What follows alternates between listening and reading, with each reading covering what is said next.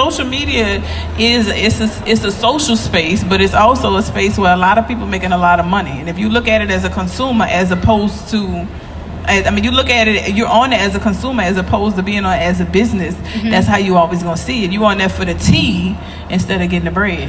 Facts. Okay, let's dive a little deeper when it comes to Instagram. What are some things and key components when you're building a business that people should look forward to? And I'm talking about algorithms, I'm talking about exposure, as well as engagement with your followers.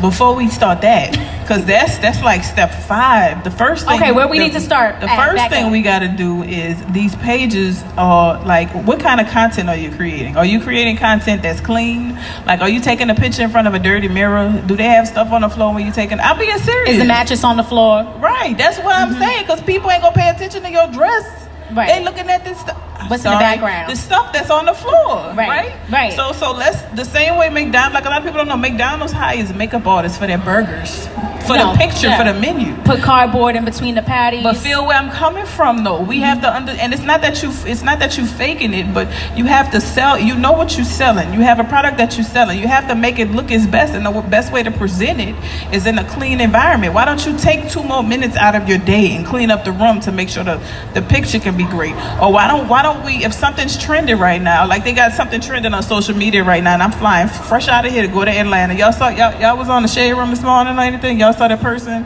Somebody snatched somebody. The guys, right, yes, so I'm yes. flying to him after this to do my run-up video, because that's what's trending. You jump on stuff like that, you make it happen, you capitalize on the moment, or you just leave it. Why he do that? I don't know. I don't he hadn't care, been upset. But they call me. Yeah. So you know what I'm saying? Like you when you do stuff like that, they're gonna tag me in the comments. So now I gotta go. Facts. You see what I'm saying? Yeah. So, but I think a lot of people are overlooking that posting should happen consistently. 1, to be seen.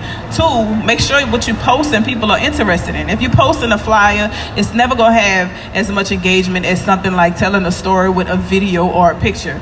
Also, when you post, don't post the same thing 15 times. You know, that first time, even if it's the best picture you've ever had in your whole entire life, I'm tired of seeing it. You know, you can take another one.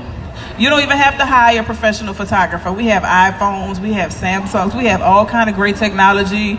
You don't even have to have a friend. Put it on the wall, great angle, set the timer, take a picture. Like, people aren't putting that much effort into themselves and in their business. You know, they'll put that much effort into snooping and whatever else, but they're not putting that much effort into content creation. And that's why it's sad. You have a great piece of content and it can make you millions of dollars on some stuff that you put together for free. Like, people don't see that. Well, you created the KHP University. Correct. You have your tour.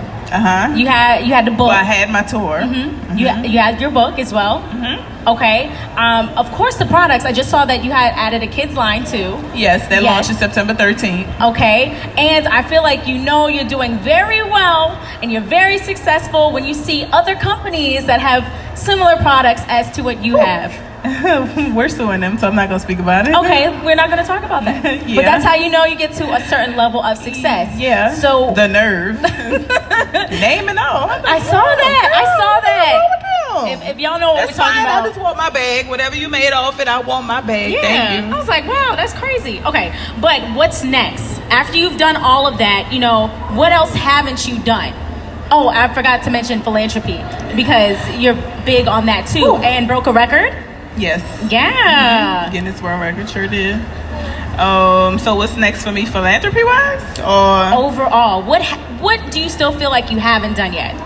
Oh, I don't know what that is that I haven't done. I know what we're planning to do. We're real soon we're going to be doing a casting call for young entrepreneurs. I want to take Kaleidoscope Cares and pour into young entrepreneurs so I can create some young millionaires. Okay. So that's the next thing that we're going to be doing and focusing on, because I want the same way I'm doing this for adults. We have a lot of young entrepreneurs out there, like people that aren't even 16 yet, that are really doing things, and I want to help them. What catches your eye when you're looking at teenagers, young adults, entrepreneurs, like what catches your eye? Creativity, boldness, seeing myself in somebody. The same thing that I walk up on somebody. I don't care where we're at, what time it is. You know, I feel like if all a person can tell you is no. I'm not rude or anything, but all a person can do is tell you no, I'm not interested. So why not? Why not? Okay. Well, I mean, I feel like we touched a lot of things. A lot. We did get back to, you said the last few steps would be paying for advertisement when it comes to social media. That's the last thing after you figure out what you're passionate about, what your craft is, and being creative about it. Yeah, but see, before you pay for it, you have to figure out what works. I always tell people, do your own pictures, do your own ads, see what works with that before you put a lot of money behind it, because you're going to be risking the money as opposed to finding out what actually sells to the people. Like for me, my brand is based a lot off of comedy or skits or stuff like that. So once we saw that sold, we took it bigger and higher talent to make it a more professional skit or a more professional thing with comedy. But if comedy hadn't worked, just imagine if I spent a lot of money on talent for that beforehand. So you have to find out what works for your brand, find out what your demographic is interested in, find out what the people like, and all you have to do is go on your insights, find that out and then put $1 behind it.